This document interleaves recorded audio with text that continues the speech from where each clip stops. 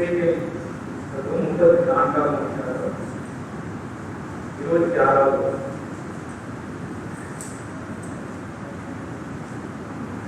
நான் அவர்களையும் என் மேட்டின் சுற்றுப்புறங்களையும் ஆசீர்வாதமாக்கி ஏற்ற காலத்திலே மழையை பெய்ய பண்ணுவேன். ஆசீர்வாதமான மழை பெய்யும். நான் அவர்களையும் என் மேட்டின் சுற்றுப்புறங்களையும் ஆசீர்வாதமாக்கி ஏற்ற காலத்திலே மழையை பெய்ய பண்ணுவேன். ஆசீர்வாதமான மழை அதை கண்டு தகப்பனே, நாம் நன்றியோடு ஸ்தோத்திரிக்கிறோம், துதிக்கிறோம். திருவைக்காக நாம் நன்றி செலுத்துகிறோம். இதோ ஒரு புதிய ஆண்டிலே கூட நீர் எங்களை கொண்டு வந்து சேர்ந்ததற்காக நாம் ஸ்தோத்திரிக்கிறோம். அந்த முகாந்திரம் இல்லாமல் நீர் என்னை இந்த ஆண்டிலே நீங்கள் வைக்கவில்லை.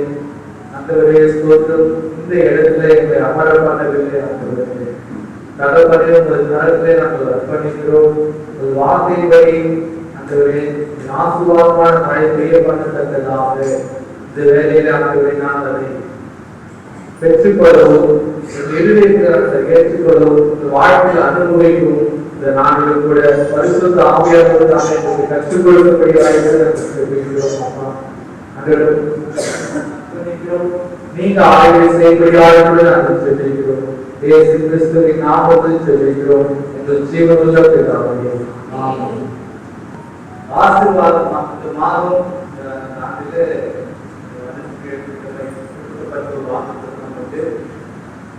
ஆசீர்வாதமான மழை பெய்யும். ஆசீர்வாதமான மழை ஏற்ற காலத்தில் அந்த மழையை பெய்யப்பட்டது. ஆசீர்வாதமான மழை பெய்யும்.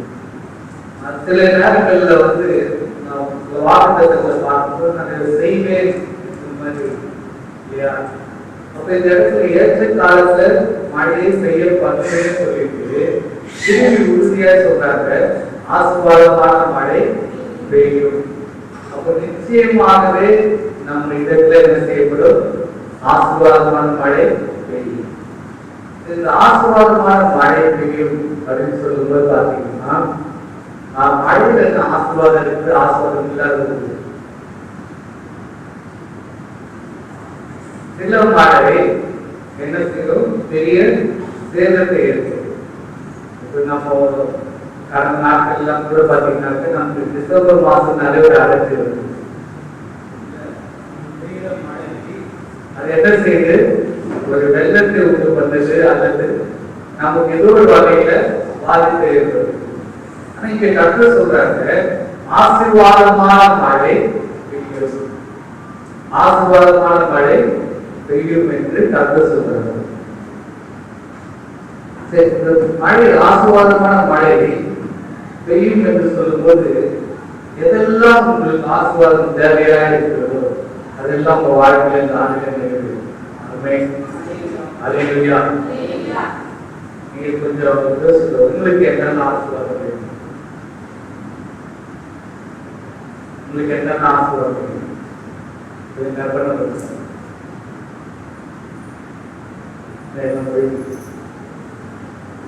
உங்களுக்கு என்ன ஆசீர்வாதம் வேணும்? இப்ப நீங்க கேட்டீங்கன்னா இந்த ஆண்டவர் முக்கியத்துவத்தை பெற்றுக்கொள்வீங்க.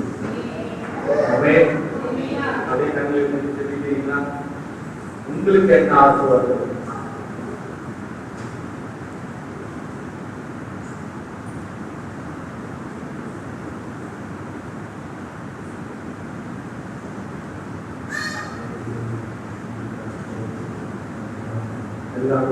உங்களுக்கு என்ன ஆசீர்வாதம்? கர்த்தர் நாட்டிலே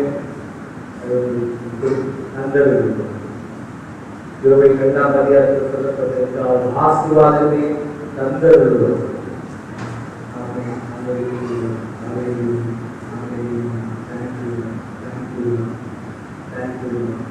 நீங்க கடந்த ஆண்டுகளை கேட்டு கிடைக்காதது, கேட்டு கிடைக்காதவைகள் எல்லாம் இந்த ஆண்டிலே உங்களுக்கு திரட்டப்பட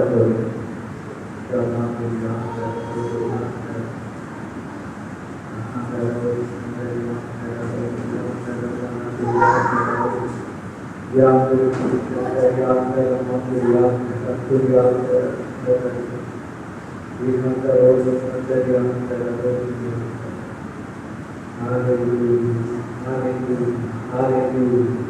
Thank you, Lord.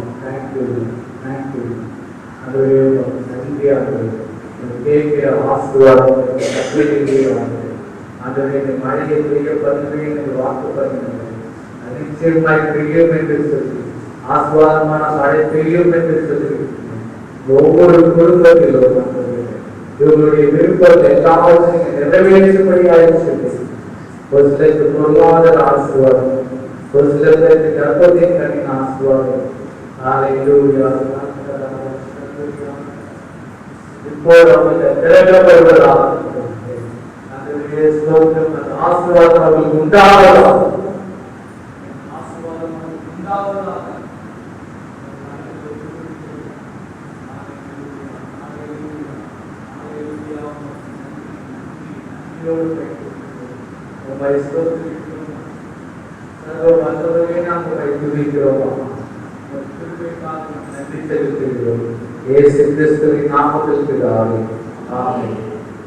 எப்படிப்பட்ட ஆசீர்வாதங்கள் அப்படின்னு சொல்லி அது 34:27 பூமி தன் பலனை கொடுக்கும். அவர்கள் தங்கள் தேசத்தின் சுகமாய் இருப்பார்கள். நான் அவர்கள் நுகத்தின் கயிறுகளை அறுத்து அவர்களை அடிமை கொண்டவர்களின் கையிட்டு அவர்களை நீங்களாக்கி விடுவிக்கும் பொழுது நான் கர்த்தர் என்று அறிந்து கொள்வார்கள். வெளியின் விருட்சங்கள் தங்கள் கனியை தரும். மரங்கள் வெளியே இருக்கிற காட்டுல இருக்கிற மரங்கள்லாம் கூட என்ன செய்யுமா? கனியை தரும். பூமி தன் பலனை கொடுக்கும். அவர்கள் தங்கள் தேசத்திலே சுகமாய் இருப்பார்கள். ஆமென். இன்றைக்கு நாம் குடியரசு தினத்தை கொண்டாடுகிறோம். எத்தனாவது வருஷம்? 76. ஆனா ஏதாவது மாறி இருக்காங்க, நிறைய மாறி இருக்கு. ஆனா ஜனங்களுடைய இருக்கைகள் தேசத்திலே ஒரு சுகமா இருக்காங்க. இந்த வருஷம் நிறைய வருஷம் நம்ம கேட்டிருக்கோம் இல்லையா? எல்லாம் கேட்டீங்களா?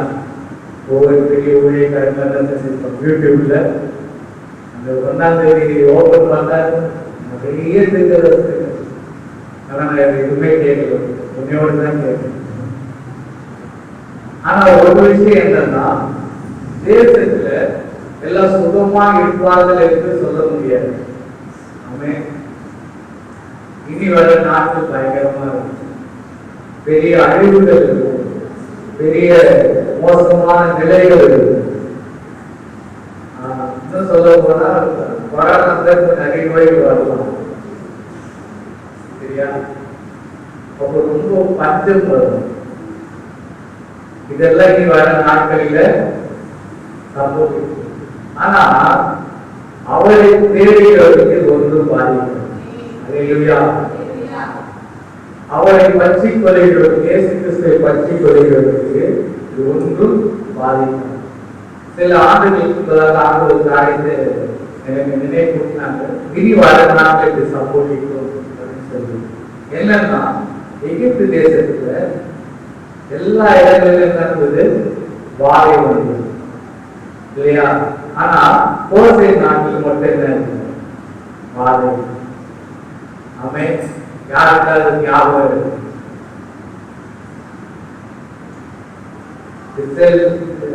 அந்த தேசத்துல, எகிப்து தேசத்துல இஸ்ரவேலர்கள் அடிமையாக இருக்கும்போது கர்த்தர் அவர்களை விடுவிக்கும்படியாக மோசேயை அனுப்பி கொண்டு வரும்போது ஆண்டவர் 10 வாதைகள் அங்க அனுப்புறாங்க. இங்க இஸ்ரவேலர்கள் அந்த எகிப்து தேசத்துல கோசேன் என்ற நாட்டில் என்ன செய்யறாங்க? இருக்கிறாங்க. ஆனா சுற்றிலும் என்ன நடக்குது? வாழை இருக்குது. ஆனா ஒண்ணு கூட என்ன செய்யலாம்? உங்களுக்குள்ள பிரவேசிக்கவே. அதுக்கு முதலாக நிலை கால்களில் என்ன செய்கிறாங்க? ரத்தத்தை. அதே போல இந்த நாட்களில் சம்பவம். ஆமென். இயேசு கிறிஸ்துவின் ரத்தத்தினால நம்ம செய்யப்பட்டிருக்கிறோம், மூடப்பட்டிருக்கிறோம். இயேசு கிறிஸ்துவின் ரத்தத்தினால நாம் கழுவப்பட்டிருக்கிறோம். ஆகையினால சுற்றிலும் எத்தனை பிரச்சனைகள் வந்தாலும் கர்த்தர் சொல்றார்கள், அவர்கள் தேசத்துல சுகமாக இருக்கிறார்கள். அதுதான் எசைகள் நம்ம பார்க்கிறோம். 34:27 அவர்கள் தேசத்தில் அவர்கள் சுகமாக இருக்கிறார்கள். ஒரு பிள்ளைகள் எப்படி இருப்பாங்க? சுகமாக இருப்பாங்க. எல்லாரும் நினைச்சிட்டாங்க எல்லா தெய்வம் மாதிரி இயேசு கிறிஸ்துவும் ஒரு தெய்வம். 10:11 சில பேர் சொல்லுவாங்க, நான் ஸ்கூல்ல படிச்சதே கிறிஸ்டியன் ஸ்கூல்ல தான் படிச்சேன், இல்லைனாக்கா பக்கத்து வீட்டாண்டி கிறிஸ்டியன் தான், இயேசு கிறிஸ்து பத்தினா தெரியும். அவரும் ஒரு தெய்வம். ஆனா கர்த்தர் வருகிற நாட்களில் அவருக்கும் மற்ற தெய்வத்துக்கும் வித்தியாசத்தை உண்டு பண்ணக்கூடும். அல்லேலூயா. அவரை வணங்குகிறவர்களுக்கும் வணங்காதவர்களுக்கும் வித்தியாசத்தை உண்டு பண்ண போகிறோம். அந்த நாட்களுக்குள்ளதான் நம்ம வந்திருக்கிறோம். ஆமென். இந்த கடைசி கால எழுப்புதல் இல்லை தீர்மானி அப்படின்னு செய்யும். கடைசி காலம் சொல்றோம்ல, இந்த கடைசி காலத்துக்குள்ள நம்ம என்ன செஞ்சிட்டோம்? நுழைஞ்சிட்டோம். இந்த கடைசி கால எழுப்புதல் என்ன செஞ்சிருச்சு? ஆரம்பிச்சு. எத்தனை பேர் விசுவாசிக்கிறீங்க? அல்லேலூயா. இப்போ இந்த நாட்கள் ஆக என்ன செய்யப்படுறாருன்னா ஒரு வித்தியாசத்தை உண்டு பண்ண சொல்றாரு. எல்லாரும் நான் எதிர்த்து சொல்லணும்னா பொதுவா எல்லாருமே சொன்ன விஷயம் என்னன்னா, நான் கேள்விப்பட்டது, இனி தேசத்துல சமாதானம் இருக்காது. இனிமேல் தேசத்துல இருக்கிறது சமாதானம் இருக்காது. அப்ப இப்படிப்பட்ட சூழ்நிலை ஆண்டவர் சொல்றாங்க, அவர்கள் சுகமாக இருப்பார்கள். நான் அடுத்த சொல்றாரு, நான் அவர்கள் முகத்தின் கைகளை, எசேக்கியேல் 34:27 பிற்பகுதி வாசிக்கிறேன். நான் அவர்கள் முகத்தின் கைகளை அறுத்து அவர்களை அடிமை கொண்டவர்கள் கைக்கு அவர்களை நீங்களாக்கி விடுவிக்கும் போது நான் கர்த்தர் என்று அறிந்து கொள்வார்கள். ஆமென். அல்லேலூயா. அடுத்த ஆண்டவர் என்ன செய்யறாருன்னா, உங்களை ஏதோ ஒரு காரியம் என்ன செய்யப்பட்டிருக்க அடிமை கொண்டு. சில பேர் சூழ்நிலை கடுமையா இருக்கும். சில பேர் வீட்டுல ஒரு மனுஷனை என்ன செஞ்சிருப்பாங்க, சிந்தனை அளவில் என்ன செஞ்சிருப்பாங்க, அடிமையான இருப்பாங்க. அவங்களால சுதந்திரமாக என்ன செய்ய முடியாது, இருக்கவே முடியாது. அதே போல சில பேர் கடந்து இருக்கிற அந்த பிரச்சனைக்குள்ள என்ன செஞ்சிருப்பாங்க, அடிமைப்பட்டு. சில பேர் பாவ பழக்கத்துக்கு அடிமைப்பட்டிருப்பாங்க. இதெல்லாம் அங்கே சொல்லப்படுது துரோகம் என்று சொல்லப்பட்டிருப்பாங்க. நான் அவர்கள் நுகத்தின் கயிறுகளை அறுத்து, உங்கள் மேல இருக்கிற அந்த நுகத்தினுடைய கயிறை ஆண்டவர் செய்வார். மாடுல மாடுக்கு மேல செய்வாங்க. ஒரு நுகம் வந்து அந்த கட்ட மாதிரி இருக்கு, அந்த கயிறு என்ன செஞ்சிருப்பாங்க, கட்டி இருக்கும். அப்போ உங்க மேல ஒரு சுமையை நீங்க செஞ்சுட்டே இருக்கீங்க, சுமந்துட்டே இருக்கிறீங்க. அந்த நுகத்தை கர்த்தர் என்ன செய்கிறார்னா அறுத்து இருக்கிறார். ஆசீர்வாதமான மழை மேல வரும்போது கர்த்தருடைய ஆசீர்வதித்து போவதற்கு கர்த்தர் அந்த நுகத்தை அறுத்து கொடுக்கிறார். அந்த நுகத்தை என்ன செய்கிறாரா, அறுத்து கொடுக்கிறார். அடுத்து அவர்களை அடிமை கொண்டவர்களின் கைக்கு அவர்களை நீங்களாக்கி விடுவிக்க. இரண்டாவது செய்யறது யாரோ நம்ம என்ன செய்யறாங்க, அடிமைப்படுத்தி. இன்னைக்கு நம்ம எதுக்கு அடிமையா இருக்கிறோம்? வேற எதுக்கு அடிமையா இருக்கும்? வேற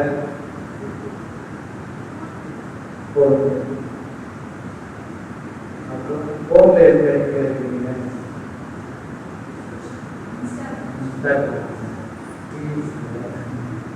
அப்புறம் யூடியூப்ல ஷார்ட்ஸ்ல வேற நிறைய சொல்லலாம். இது இல்லாம வேற அடிமையா இருக்கீங்க சொல்லுங்க.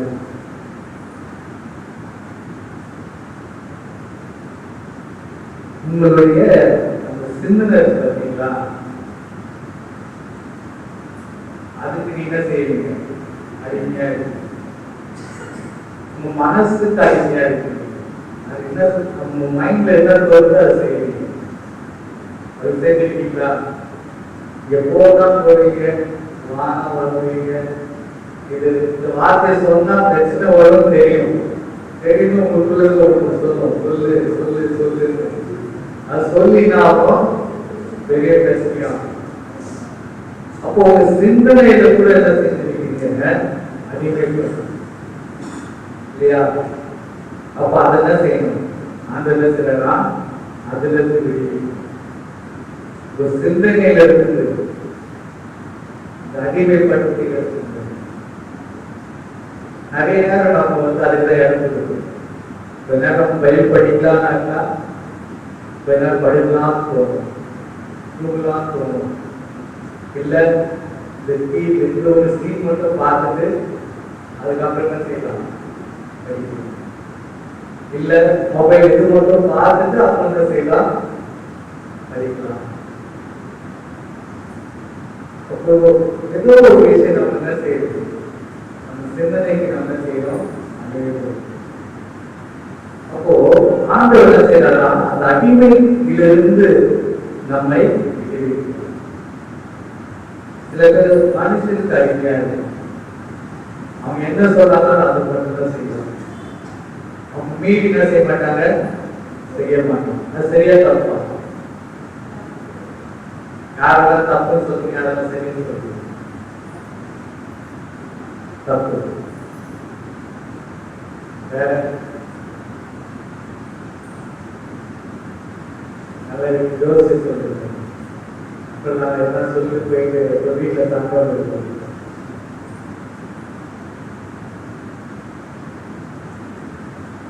சில பேர் அவங்க ஃப்ரெண்ட்ஸுக்கு அடிமையா இருக்கும். அவங்க எது சொன்னாலும் அதை செய்வாங்க. போனா போவாங்க, வீடு வீடு வருவாங்க, போவாங்க. அந்த அடிமைத்தனம் நம்ம அறியாமலே என்ன செய்யும், என்ன செய்கிறது. இப்ப கருத்து அந்த அடிமைத்தனத்துக்கு என்ன செய்யறாங்க, விரிவிக்கிறாங்க. அப்போ பாட சொல்றது, இதெல்லாம் நான் செய்யும் போது நான் கர்த்தர் என்பதை அறிந்து கொள்கிறேன். ஆமென். அல்லேலூயா. இதே எசேக்கியேல் 34 கடைசி வசனம். என் மனதையும் என் பேச்சலின் ஆண்டவருமாகிய நீங்கள் மனுஷர் நான் உங்கள் தேவன் என்று கர்த்தராகிய ஆண்டவர் உரைக்கிறார் என்று சொல்லி என்றார். ஆமென். அல்லேலூயா. நீங்கள் என் மந்தையும் என் மேய்ச்சலின் ஆடுகளுமாகிய நீங்கள் மனுஷர் நான் உங்கள் தேவன் என்று கர்த்தராகிய ஆண்டவர் உரைக்கிறார் என்று சொல்கிறார். இது யாருக்கெல்லாம் புரியும்? இந்த வசனம் இதோட நான் முடிச்சிருந்தேன். இன்னொரு வசனத்தை சொல்லி நான் முடிச்சிருந்தேன். இந்த வசனம் யாருக்கெல்லாம் புரியும்? நீங்க மனுஷர், நான் கர்த்தர். யாருக்கெல்லாம் புரியும்? என்ன புரியும்?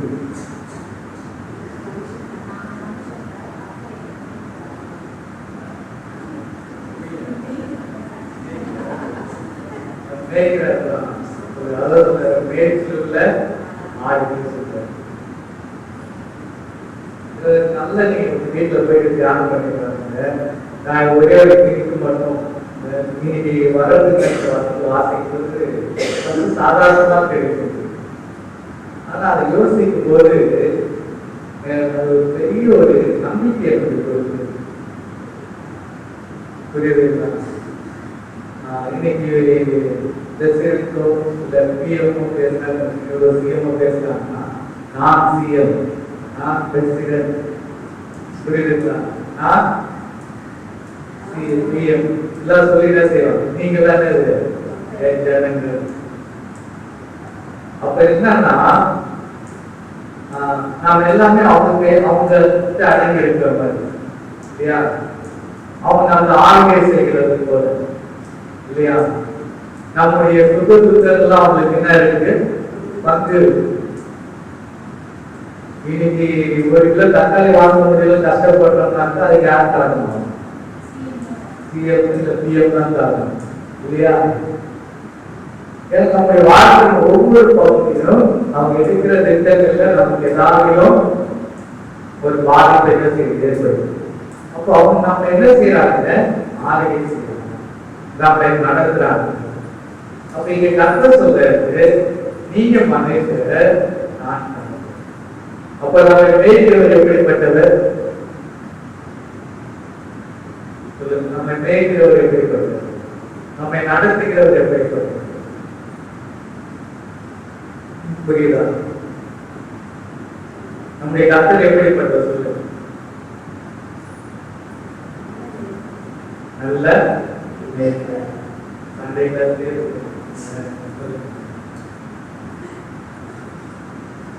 அடுத்ததான் தேவன் எப்படிப்பட்டவர்?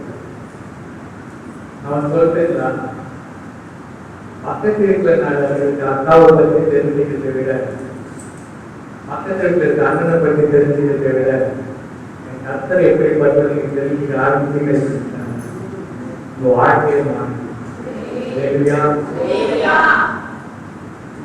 உங்க வாழ்க்கையில் அது ஒரு தீர்மானமா வச்சு, இல்லைன்னாக்க ஒரு கோலா வச்சு, ஒரு நோக்கமா வச்சு என்னுடைய கர்த்தர் எப்படிப்பட்டது? எத்தனை வருஷம் ஒவ்வொரு முறையும் புதுசா இருக்கும். ஏன்னா அவ்வளவு பெரிய கர்த்தர் மகா பெரிய, அவ்வளவு பெரியவங்க ஆளுகை செய்யும். அல்லேலூயா. கடைசியா ஒரு காரியம் சொல்லி நான் படிக்கிறேன். நான் வரும்போது நீங்க ஒரு பாட்டு பாருங்க. என்ன பாட்டுங்க? அதுல ஒரு வரி ஒரு பாருங்க.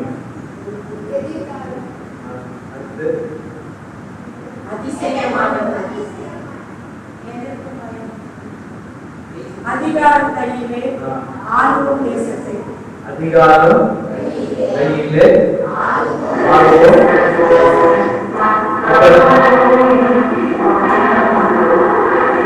அதிகாரம் கையிலே ஆளும் தேசத்தை, ஆளும் தேசத்தை மனுஷனுக்கு ஆண்டவர் வரைக்கும்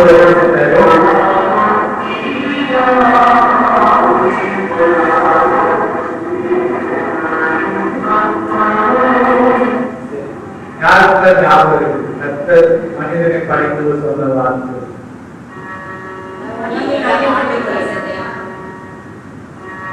இவைகளெல்லாம் ஆண்டு கொள்ளுவோம். பழகி நீ ஆண்டு கொள்ளுவோம்.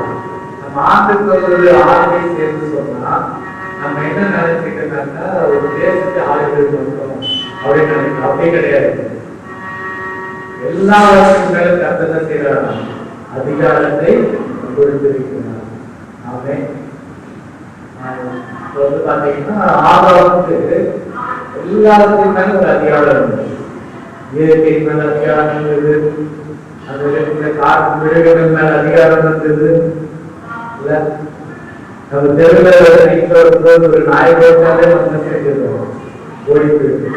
ஆனா சிங்கெல்லாம் ஒரு பேசுகிற ஆண்டு கொண்டு எல்லாவற்றையும் என்ன செஞ்சிருக்கிறாரு? ஆளுகை செய்தார். சந்தைக்கு ரொம்ப நேரம் ஆகும். நல்ல ஒரு வீட்டு மட்டும் நான் கொடுத்துட்டு நான் தெரிஞ்சு முடிச்சுறேன். இந்த ஆளுகை என்பது எல்லாவற்றின் மேலும் கர்த்தர் அந்த ஆளுகையை ஆதாம் கையில கொடுத்தாங்க. ஆதாம் அந்த கனியை கொடுத்ததுனால என்ன எல்லாவற்றையும் இழந்து போனாங்க. இயேசு கிறிஸ்து திரும்பவும் அந்த ஆளுகை மனிதர்களிடத்துல நீங்க எல்லாவற்றையும் என்ன செய்ய முடியும்? ஆளுகை செய்ய முடியும். எதை நீங்க ஆளுகை செய்யணும்னு சொன்னா எதை ஆளுகை செய்யணும்? முதல்ல எதை ஆளுகை செய்யணும்? நான் முடிச்சு எதை ஆளுகை செய்யணும்? நீங்க எதை ஆளுகை செய்யணும்? வீட்டுக்காரர் ஆளுகை செய்யணும், மனைவி ஆளுகை செய்யணும். அப்படியா? நீங்க எதை ஆளுகை செய்யணும்? இது நீங்க யார்கிட்ட சொல்றீங்கன்னா கத்தியை முடிச்சிருங்க. புரியுது? நம்மையே என்னையே என்ன செய்யணும்? எப்படி ஆளுகை செய்யணும்?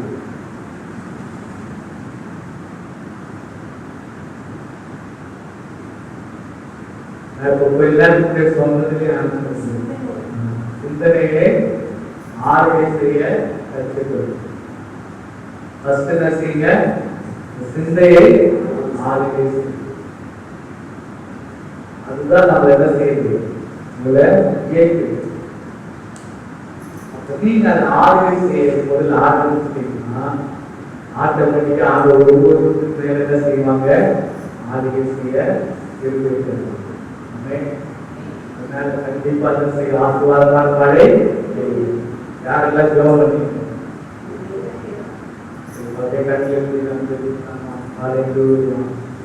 Thank you, Lord. Thank you, Father. நன்றியோடு துதிக்கிறோம், ஸ்தோத்திரிக்கிறோம்.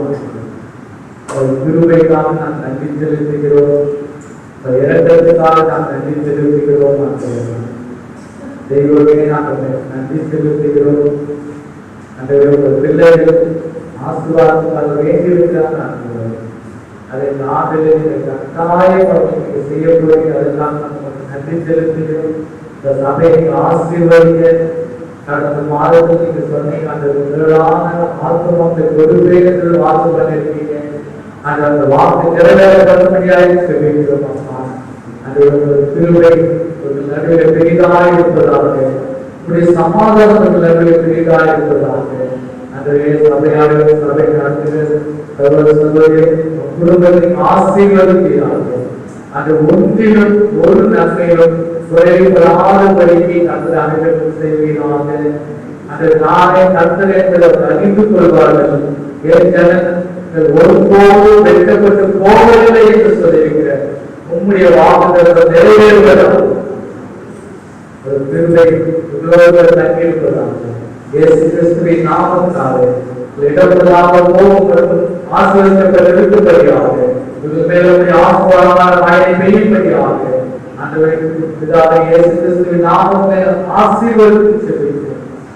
கர்த்தரை ஆசீர்வதிக்கிறார்கள். இயேசு கிறிஸ்துவின் நாமத்தில் பிதாவே. ஆமென்.